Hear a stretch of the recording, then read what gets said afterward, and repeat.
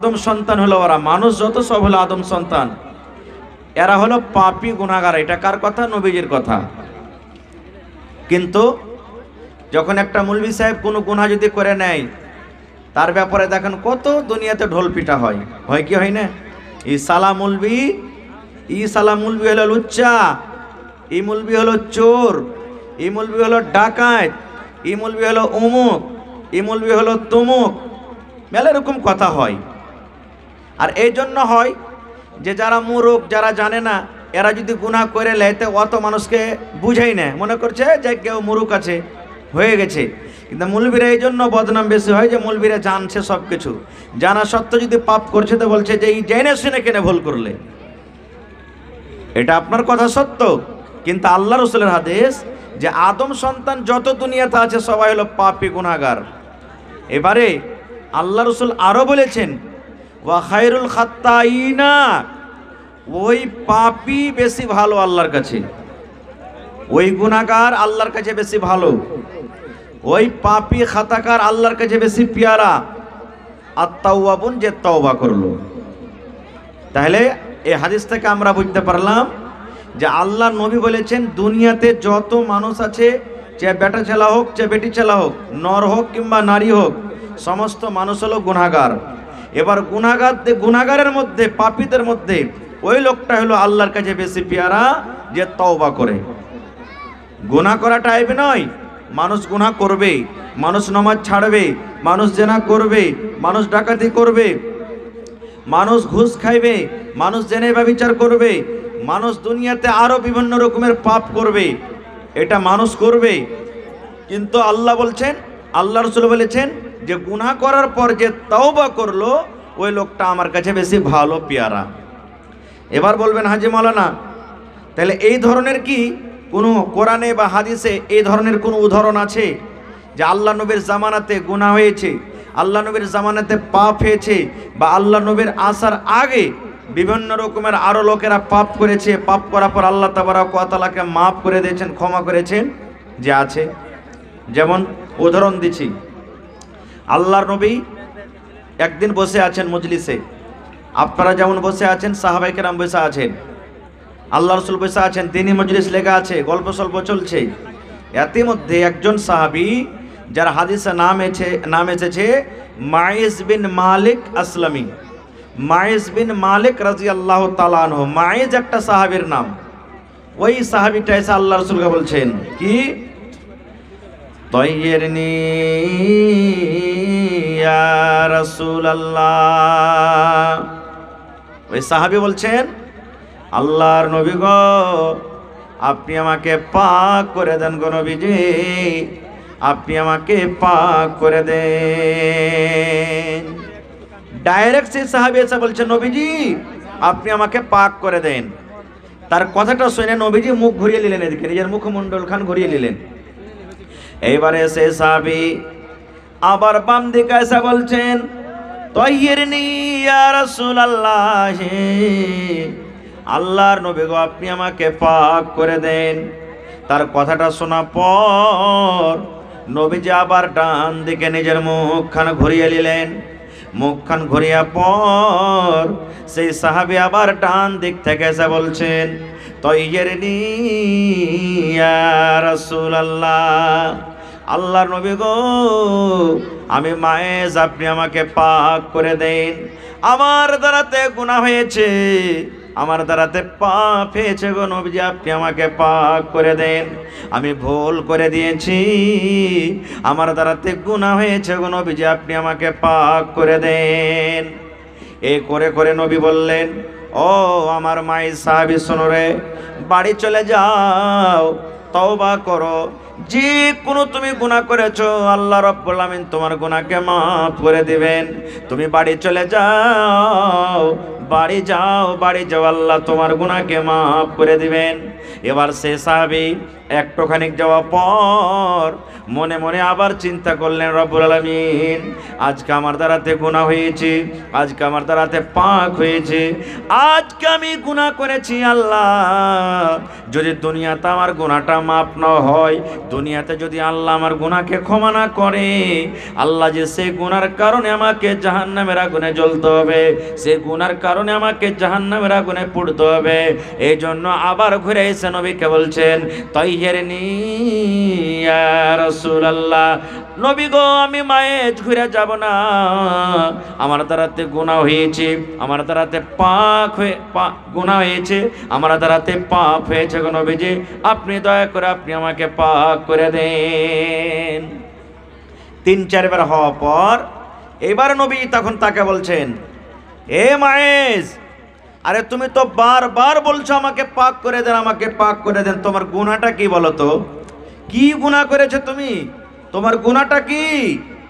ওরে সুবহানাল্লাহ, সেই সাহাবী বলছেন, জানাই তো আল্লাহ নবী গো, আমি চুরির গুনাহ করিনি, আমি ডাকাতের গুনাহ করিনি, মদ পান করিনি, আমি জানাই তো জেনা করেছি, একটা মেয়ে ছেলের সাথে আমার দ্বারাতে জেনা হয়েছে নবী গো, আমার দ্বারাতে জেনার গুনাহ হয়েছে, জেনার পাপ হয়েছে, এই জন্য নবীজি আপনি আমাকে পাক করে দেন, আমার দ্বারাতে গুনাহ হয়ে গেছে।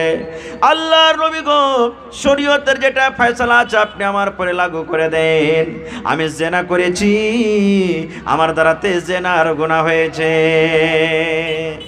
ডাইরেক্ট সে সাহাবী বলছে, নবীজি আমি জেনা করেছি, আপনি আমাকে পাক করে দেন। এবারে রাসূল বলছেন, রে আল্লাহর বান্দা, তুমি নিজের মুখ দিয়ে ইকরার করছো, কবুল করছো যে আমি জেনা করেছি, তাহলে জেনা কাকে বলে তুমি জানো? জেনা কি জিনিস তুমি জানো? তুমি এমনি তার গায়ে হাত দিয়েছো, শরীরে শরীর টাচ করেছো, না অরিজিনালি তোমার জেনা হয়েছে? তুমি জেনা কাকে বলে জানো? এবার সে সাহাবী বলেন, আল্লাহর নবী গো, আমি একটা জ্ঞানী মানুষ, আমার হুঁশ বুদ্ধি আছে গো নবীজি, আমি পাগল নয়, আমি খ্যাপা নয়।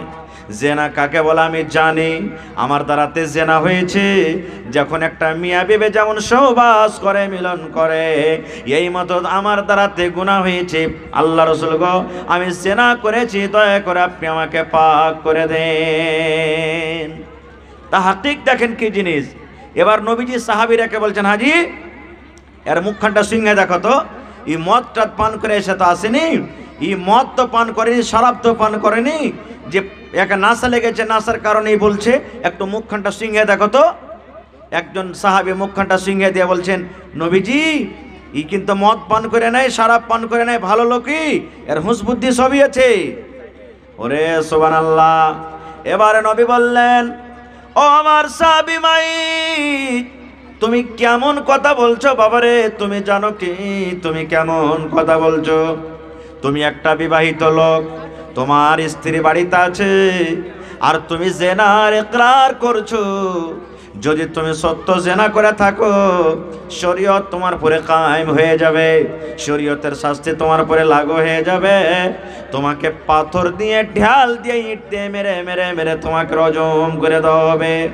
এবার সে সাহাবী বললেন, আল্লাহর নবী গো, আমি জানি গো নবীজি আমার দ্বারাতে জেনা হয়েছে, আর শরীয়তের সাজাও আমি জানি, যে আমি যদি ইকরার করে নি আপনার দরবারে, আমাকে পাথর দিয়ে মেরে মেরে মেরে শেষ করে দেওয়া হবে।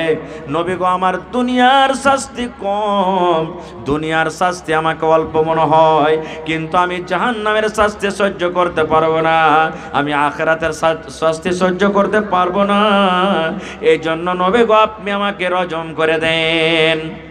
এবারে আল্লাহ রাসূল সাহাবায়ে কেরামকে বললেন, ও আমার সাহাবার দলেরা, যাও ময়দানে নিয়ে চলে যাও, ওই ফাঁকে নিয়ে চলে যাও, আর এই মাইজকে পাথর দিয়ে মেরে মেরে মেরে তোমরা তার জীবনটাকে শেষ করে দাও, পাথর দিয়ে মেরে মেরে মেরে তাকে তোমরা রজম করে দাও। এবার পাথর মারতে আছেন, ওরে সুবহানাল্লাহ। খালিদ রাদিয়াল্লাহু তাআলা আনহু একজন সাহাবী, তার সামনে একটা উটের জবড়া পড়েছিল, ওই উটের জবড়াটা নিয়ে এমন জোর করে মায়েজের মাথাতে মারা হলো। ওরে সুবহানাল্লাহ, যেমনই মাথাতে লাগা মাথা ফেটে মাথা ফুটে এমন জোর করে রক্ত বইতে লাগলো, রক্ত বের হইতে শুরু হয়ে গেল। এবার ওই সাহাবের শরীরে একটুখানি কিন্তু রক্ত পড়ে গেল, একটুখানি তার শরীরে খুন লেগে গেল।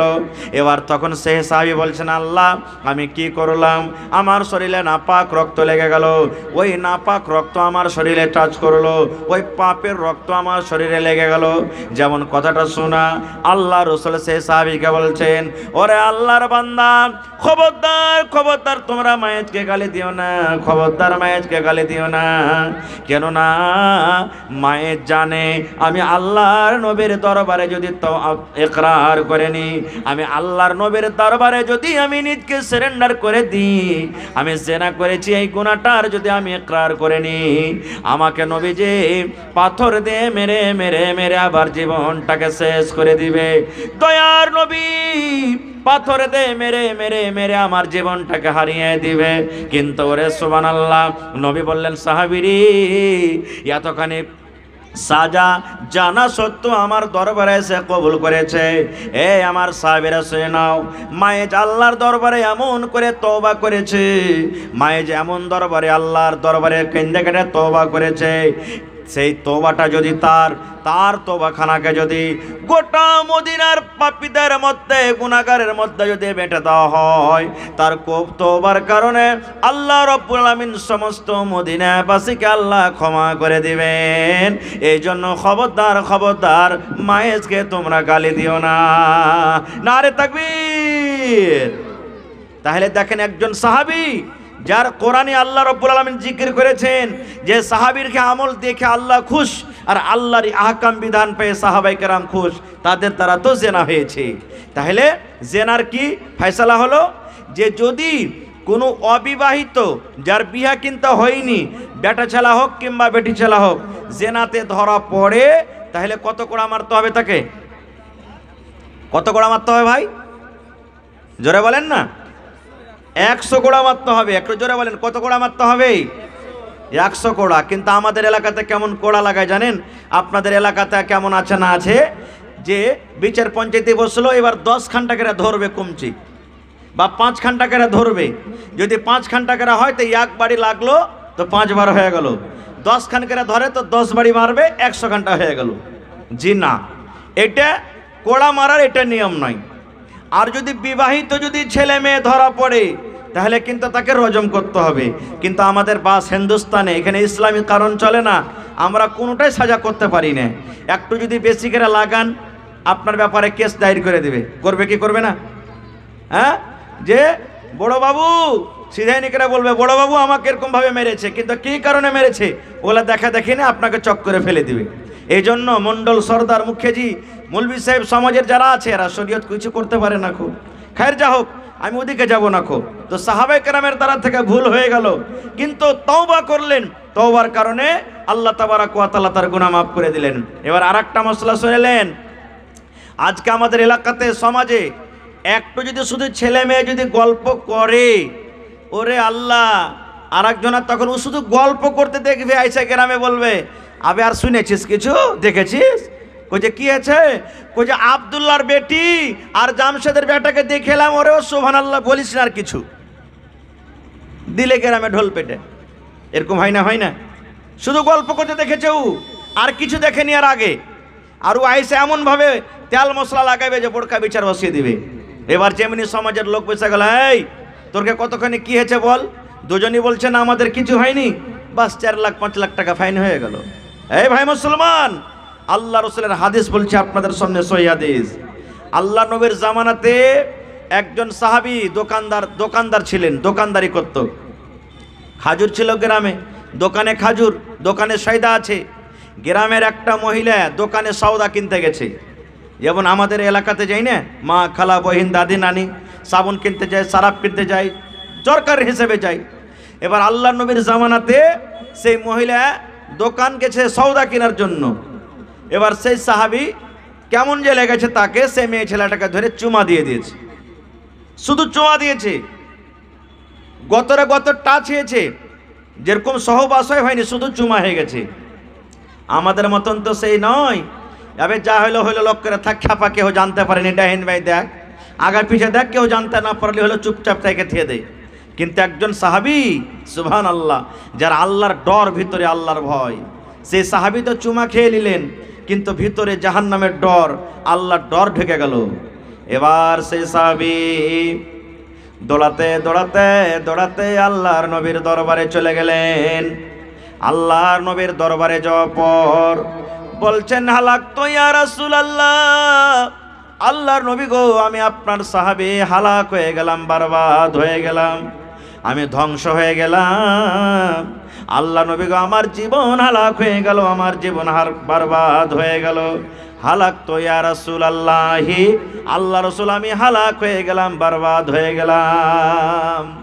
সেই সাহাবী ডাইরেক্ট নবীকে বলছে, নবীজি, আমি হালাক বরবাদ হয়ে গেলাম, আপনি শরীয়তের বিধান আমার উপরে লাগু করেন।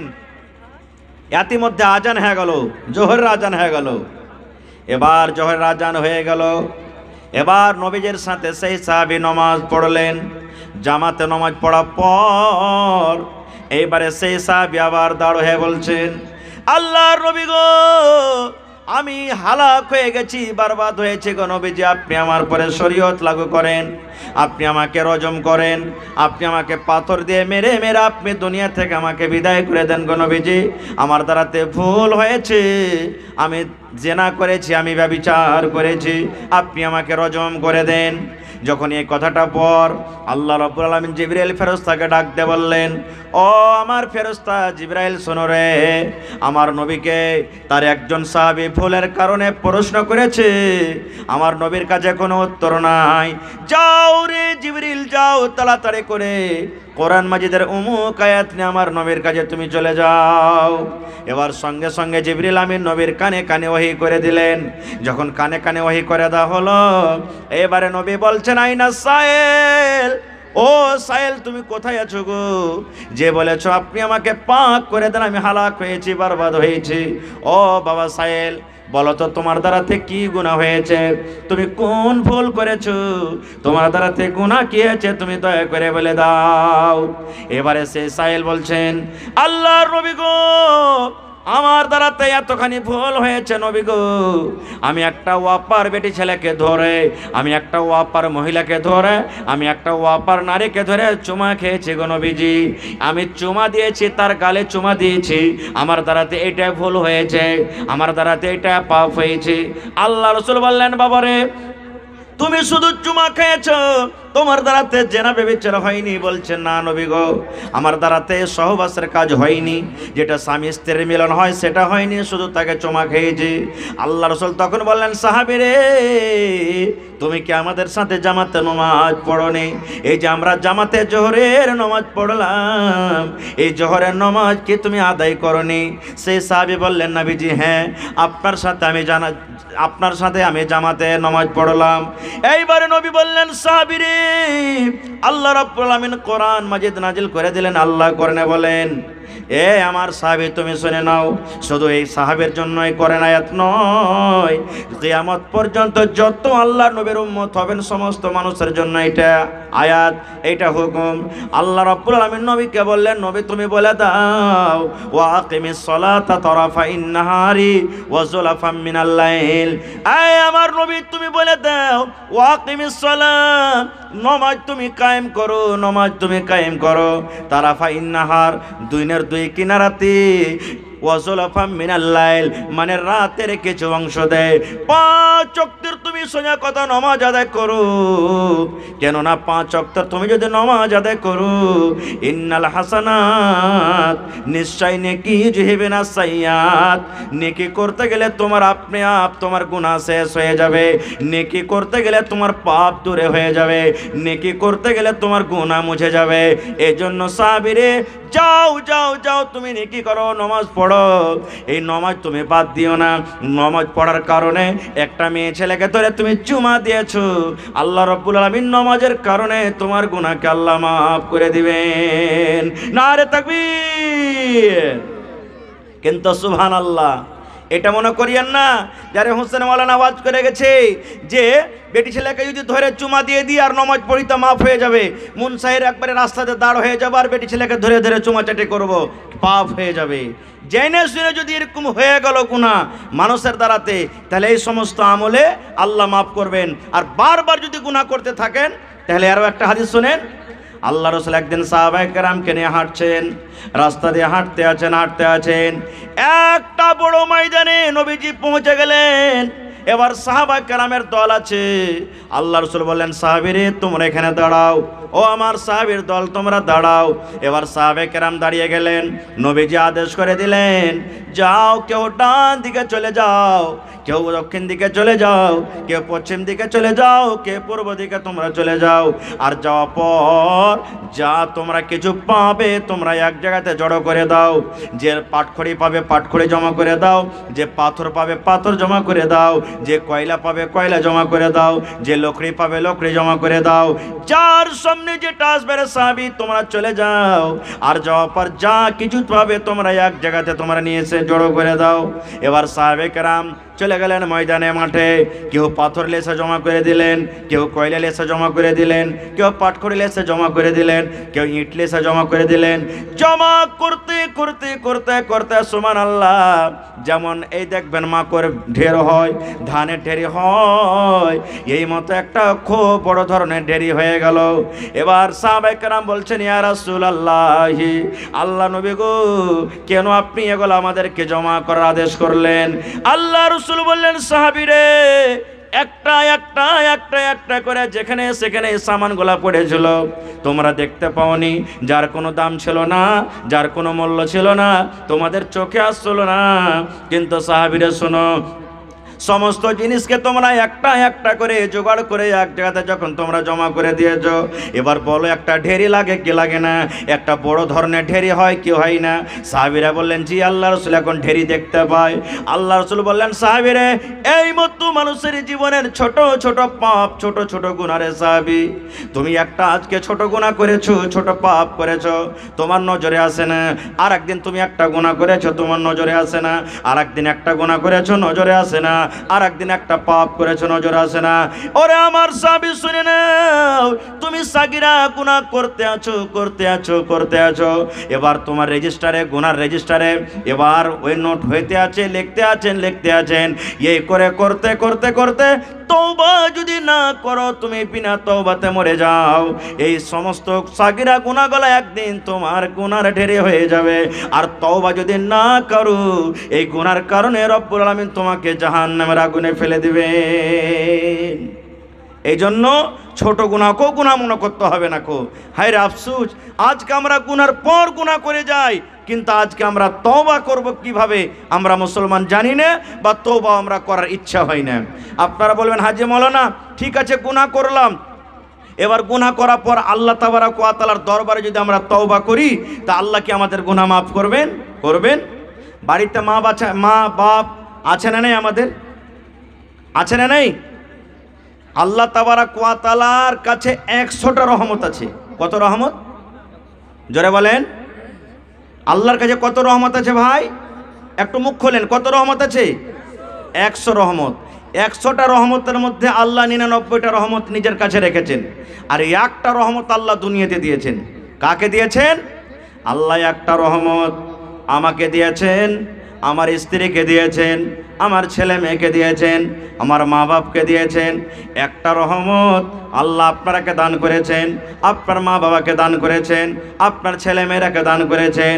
কিয়ামত পর্যন্ত যত মানুষ আসবে এবং যারা দুনিয়া থেকে চলে গেছেন সমস্ত লোককে আল্লাহ ভাগ করে দিয়েছেন। শুধু মানুষ নয়, আল্লাহ একটা কুকুরকে দান করেছে ওই রহমত, এবং কুকুরের মা বাপকে আল্লাহ দান করেছেন। আল্লাহ একটা সাপকে দিয়েছে, সাপের মা বাপকে দিয়েছে। আল্লাহ একটা গরুকে দিয়েছে, ওই গরুর মা বাপকে আল্লাহ একটা নেকি দিয়ে একটা রহমত দিয়েছেন। এই করতে করতে সুবহানাল্লাহ, আল্লাহর জমিনে যত আল্লাহর মাখলুক রয়েছেন সমস্ত মাখলুককে আল্লাহ তাবারক ওয়া তাআলা একটা নেকি ভাগ করে দিয়েছেন। তবে বলেন, গোটা পৃথিবীর মাখলুককে যদি আল্লাহ একটা রহমত আল্লাহ দিয়ে থাকেন, কতখানি করে আমরা ভাগ পাই?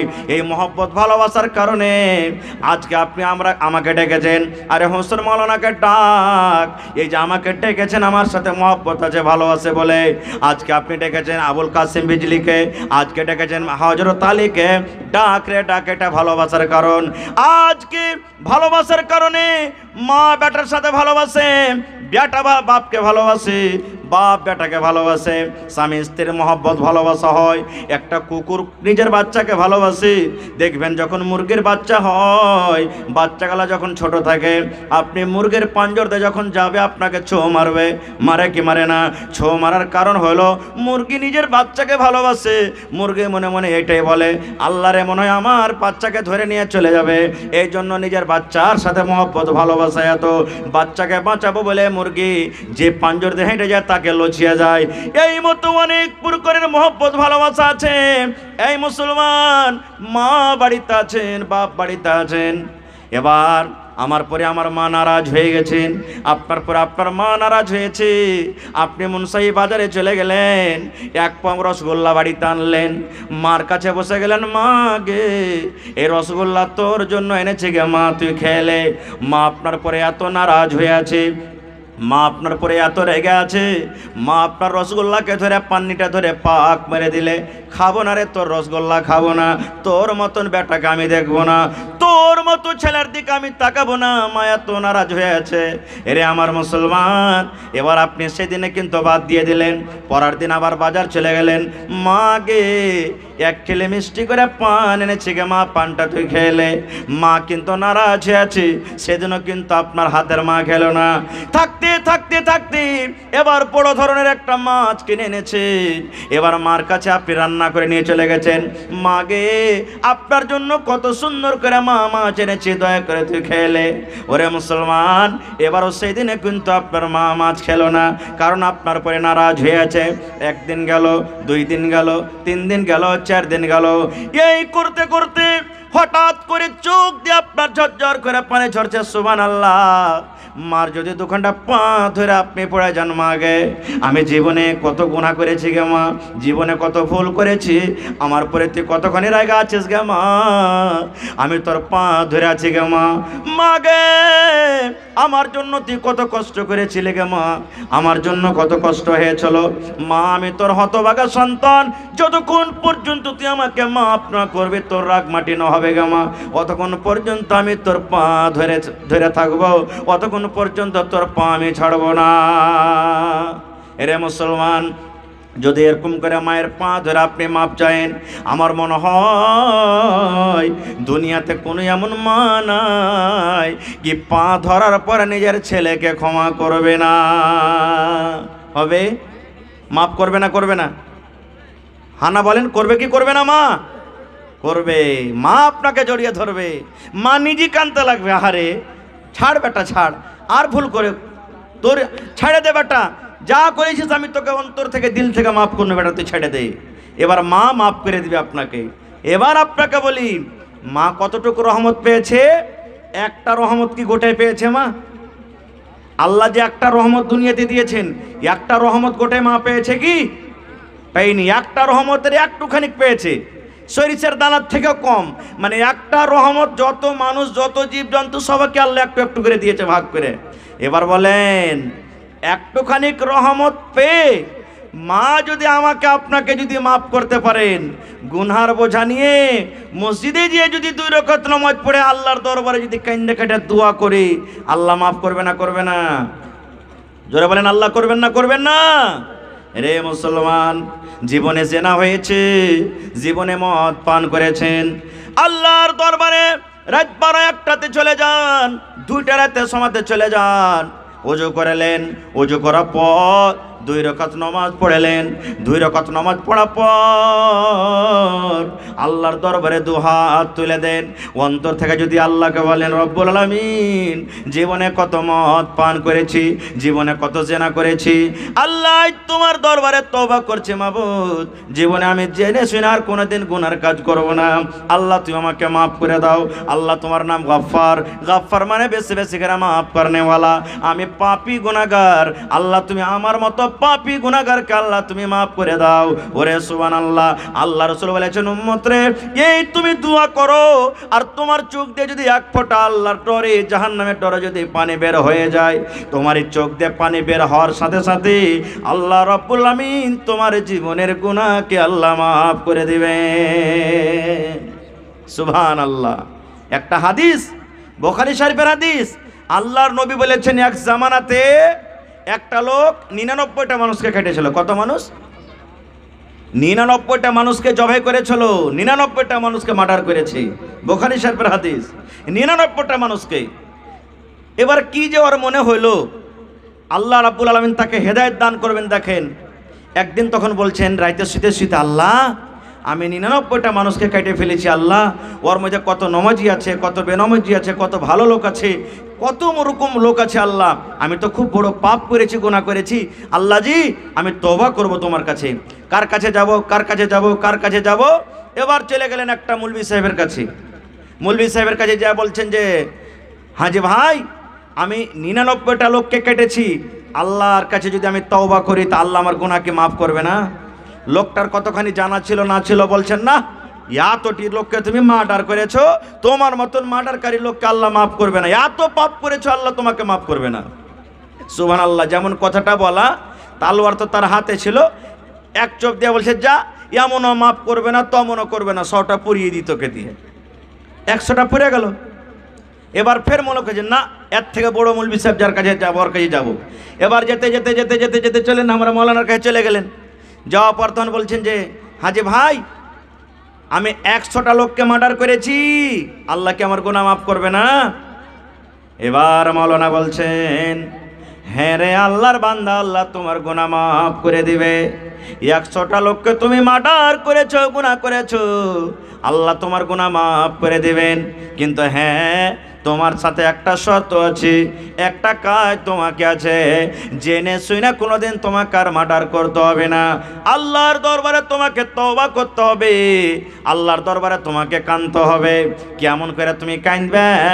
এবারে তুমি একটা কাজ করো, পূর্ণিয়ার বাজারে, লাইন বাজারে ধরেন একটা খুব নেককার মানুষ আছে, খুব একটা ভালো বাড়ি আছে, খুব একটা পরেজগার মানুষ আছে। তুমি ওই লোকটার কাছে চলে যাও, তার সাথে তুমি থাকবে, তার সাথে নামাজ পড়বে, ওদের কাছে থাকবে, আল্লাহর কাছে কাঁদা কাঁদা দোয়া করবে, আল্লাহ রাব্বুল আমিন তোমার গুনাহকে মাফ করে আল্লাহ জান্নাতি করে দিবেন। এটা গ্রামের নাম কি? মিরকাহি, মিরকাহা। এবার ধরেন উদাহরণ দিচ্ছি, মিরকাহার একটা লোক 100টা মার্ডার করে এবার যাবে কোথায়? লাইন বাজার, নাকি? এবার হাঁটতে লাগলো, হাঁটতে হাঁটতে হাঁটতে হাঁটতে এবারে ধরেন রানীপাত্রা পৌঁছে গেল। রানীপাত্রা বুঝেন তো, জানেন জায়গাটা, জানেন? রানীপাত্রা চলে গেল, মিরকাহা থেকে রানীপাত্রা পর্যন্ত পৌঁছে গেছে, লাইন বাজার কিন্তু এখনো পৌঁছেনি। এবার দেখেন মজার ঘটনা, কেসা কাহিনী নয়, বুখারী শরীফের হাদিস কিন্তু এটা। মাওলানারা বসে আছেন, জিজ্ঞাসা করবেন। এবার আল্লাহ তাবারাক ওয়া তাআলা যে ফেরেশতাকে জান কবজ করে আল্লাহ আদেশ করেছেন। কোন ফেরেশতা জান কবজ করে ভাই? জান কবজ করার দায়িত্ব কাকে দিয়েছেন আল্লাহ? আজরাইল মালাকুল মউতকে। আল্লাহ রাব্বুল আলামিন আজরাইল ফেরেশতাকে ডাক দেয়া বলছেন, ও আমার ফেরেশতা মালাকুল মউত, মিরকাহা থেকে ওই আল্লাহ বলছেন আমার বান্দা লাইন বাজার যাবে, তওবা ইস্তিগফার করে ওখানে নামাজ পড়বে, তাসবিহ তাহলিল করবে, জিকির আজকার করবে, নিজের জীবনের গুনাহকে মাফ করার জন্য যায়। এরে মালাকুল মউত, আমি আল্লাহ রাব্বুল আলামিন আদেশ করি, যাও যাও যাও, এই লোকটা রানীপাত্রা বাজারে ঢুকে আছে, রানীপাত্রা বাজারে চকে পৌঁছে গেছে, এই লোকটার তুমি জান কবজ করে নাও, এই লোকটা যেন লাইন বাজার পৌঁছতে না পারে, এই লোকটার রূহ তুমি কবজ করে নাও, ওই লোকটা যেন লাইন বাজার পৌঁছতে না পারে, পূর্ণিয়ার বাজার ঢুকতে না পারে, তাড়াতাড়ি করে যাও যাও যাও, ওই লোকটার তুমি জান কবজ করে নাও, রূহকে কবজ করে নাও। এবার মালাকুল মউত এলেন, আল্লাহ রাব্বুল আলামিনের আদেশে এবার রাস্তাতে কিন্তু ওই লোকটার মরণ হয়ে গেল, রাস্তাতে লোকটার জান কবজ হয়ে গেল। ওই লোকটা পূর্ণিয়ার মার্কেট, পূর্ণিয়ার বাজার কিন্তু পৌঁছতে পারলো না, রাস্তাতে মত। এবার দুই রকম ফেরেশতা হাজির, জান্নাতের ফেরেশতা হাজির হয়ে গেলেন, জাহান্নামের ফেরেশতা হাজির হয়ে গেলেন। জাহান্নামের ফেরেশতা টানছে, এই লোকটাকে জাহান্নামের ভিতরে নিয়ে যাব, জাহান্নামের আগুনে নিয়ে যাব, লোকটাকে শাস্তি দেব। এবার জান্নাতের ফেরেশতা এসে বলছেন না, একে জাহান্নামের ভিতরে যেতে দেব না, এই লোকটাকে জাহান্নামের আগুন আমি পড়তে দেব না, আমি এই লোকটাকে জান্নাতের ভিতরে নিয়ে যাব।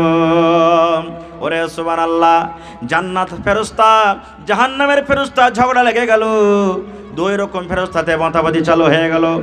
সুবহানাল্লাহ, হাল্লা গোল্লা চালু হয়ে গেল। জাহান্নামের ফেরেশতা বলছেন জান্নাতের ফেরেশতা রে, এই লোকটাকে আমি জান্নাতের ভেতরে যেতে দেব না, এই লোকটাকে জাহান্নামের ভিতরে নিয়ে যাব। জান্নাতের ফেরেশতা বলছেন না, এই লোকটাকে আমি জান্নাতের ভিতরে নিয়ে যাব, আমি জাহান্নামের ভিতরে যেতে দেব না। এবার তখন জান্নাতের ফেরেশতা বলছেন, ও জাহান্নামের ফেরেশতা, কি কারণে লোকটাকে তুমি জাহান্নামে নিয়ে যাবে? কেন তুমি জান্নাত যেতে তুমি রাস্তা রুখে দাও, কারণটাকে তুমি বলে দাও। জাহান্নামের ফেরেশতা বললেন, আই জান্নাতের ফেরেশতা, তুমি জানো রে, এই লোকটা জীবনে নামাজ কি জিনিস, রোজা কি জিনিস জানে না, জীবনে নেকি কি জিনিস জানে না, তাসবিহ তাহলিল কি জিনিস জানে না। ওপর থেকে লোকটা এক নয়, দুই নয়, তিন নয়, 100টা লোককে লোকটা মার্ডার করেছে, 100টা লোকের কাতিল, 100টা লোককে হত্যা করেছে, এত বড় পাপ করেছে, গুনাহ করেছে, যার কারণে লোকটাকে আমি জাহান্নামের ভিতরে নিয়ে যাব। এবার জান্নাতের ফেরেশতা বলছেন না, আমি তাও তাকে জাহান্নামে যেতে দেব না। এবার জাহান্নামের ফেরেশতা বলছেন, ও জান্নাতের ফেরেশতা, এত বড় পাপ করা সত্ত্বেও তুমি জাহান্নামের ভিতরে যেতে দিবে না, কারণটা কি একটু খুলে বলো তো। এবার জান্নাতের ফেরেশতা বলছেন, জাহান্নামের ফেরেশতা রে, ও জাহান্নামের দারোগা, আমি জানি লোকটা 100টা লোককে মার্ডার করেছে, আমি জানি লোকটার জীবনে কোনো নেকি নাই, লোকটা জীবনে কোনোদিন নেকির কাজ করনি, আমি জানি। কিন্তু জাহান্নামের ফেরেশতা শুনে নাও, মরার আগে, মরার পূর্বে লোকটা এমন করে তওবা করেছে, এমন করে তওবা করেছে, আল্লাহ রাব্বুল আলামিন তার তওবাকে কবুল করে নিয়েছেন। তওবা করে আল্লাহ রাব্বুল আলামিন তার কবুল করে নিয়েছেন, আর তওবা কবুল করার পর আল্লাহ তার জীবনের গুনাহকে মাফ করে দিয়েছেন। এই জন্য আমি লোকটাকে জান্নাতের ভিতরে নিয়ে যাব। জাহান্নামের ফেরেশতা বলছেন, না, আমি যেতে দেব না খো।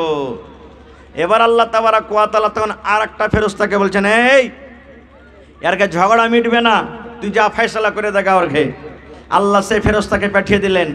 আসার পর তখন বলছেন যে, হাজি তোমরা কি নিয়ে ঝগড়া করছো, ব্যাপারটা কি?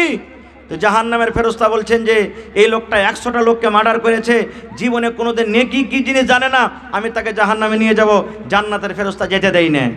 জান্নাতের ফেরেশতা বলছেন যে, এই লোকটা এমনভাবে তওবা করেছে যে জীবনে নেকি না থাকা সত্ত্বেও আল্লাহ তার তওবাকে কবুল করেছেন, আল্লাহ দিলের মালিক, আমি তাকে জান্নাতের ভিতরে নিয়ে যাব। জাহান্নামের ফেরেশতা যেতে দেয় না। এবার ফেরেশতা ফয়সালা করছেন যে, এই জান্নাতের ফেরেশতা জাহান্নামের ফেরেশতা তোমরা লড়াই করিও না, একটা কাজ করো। বলছে কি? বলছে লোকটা আসছে কোথা থেকে? বলছে মুনসাহি মিরকাহা থেকে আসছে। যাবে কোথায়? তো ইলাইন বাজার পূর্ণিয়া যাবে। বলছে মারা গেছে কোন জায়গাতে? বলছে যে রানী পাত্রাতে মারা গেছে। তখন ওই ফেরেশতা ফয়সালা করছেন যে বেশিখানি চলে এসেছে না বেশিখানি যেতে আছে, দেখো লাভ হতো তোমরা। ফেরেশতা ফয়সালা করছেন যে মুনসাহি থেকে রানী পাত্রা এদিকের রাস্তাটা কতটুক, আর রানী পাত্রা থেকে পূর্ণিয়া এদিকের রাস্তাটা কতটুক, তোমরা লাভ হতো কোন দিকে বেশি হবে? কোন দিকে বেশি হবে? মানে বেশিখানি চলে গেছে নাকি কমখানি আছে? সুবহানাল্লাহ। এবার লাফতে শুরু করলেন। ওরে আল্লাহ, লাফতে লাফতে লাফতে দেখা গেল সুবহানাল্লাহ সেই মার্ডারকারী লোকটা, গুনাহগার লোকটা যেদিকে যাবে ওদিকে কমখানি রাস্তা বেঁচে আছে, আর বেশিখানি রাস্তা লোকটা পার হয়ে চলে গেছেন। এবারে ফেরেশতা ফয়সালা দিয়ে দিলেন, ও জাহান্নামের ফেরেশতা শুনে নাও, আল্লাহর এই বান্দাটা জাহান্নামের আগুনে যাবে না রে, জাহান্নামের আগুনে যাবে না। আল্লাহর ফেরেশতা বললেন, ও জান্নাতের ফেরেশতা, যাও যাও যাও, লোকটাকে তুমি জান্নাতের ভিতরে নিয়ে চলে যাও। জাহান্নামের ফেরেশতা বলছেন, কেমন ফয়সালা হলো হলো এটা বুঝতে পারলাম না, একটু বুঝিয়ে দাও। এইবারে ওই লোকটা বলছেন, ওই ফেরেশতা বলছেন, ও জাহান্নামের দারোগা, লোকটা পাপ করেছে, লোকটা গুনাহ করেছে, 100টা লোককে লোকটা মার্ডার করেছে, কিন্তু এমনভাবে তওবা করেছে, তওবা করার পর যে জায়গাতেও যে নামাজ পড়বে, রোজা রাখবে, ভালো কাজ করবে, ওদিকে কমখানি আছে, পাপের দিক থেকে বেশি নেকির দিকে এগিয়ে গেছে। যেমন পাপ করেছে ওই পাপের দেশ ছেড়ে, পাপের এলাকা ছেড়ে নেকির এলাকাতে চলে গেছে, নেকির দিকে বেশি এগিয়ে গেছে, যার কারণে এই লোকটা জান্নাতের ভিতরে চলে যাবে। সুবহানাল্লাহ। তো খালিস তওবা করতে গেলে আল্লাহ মাফ করবে।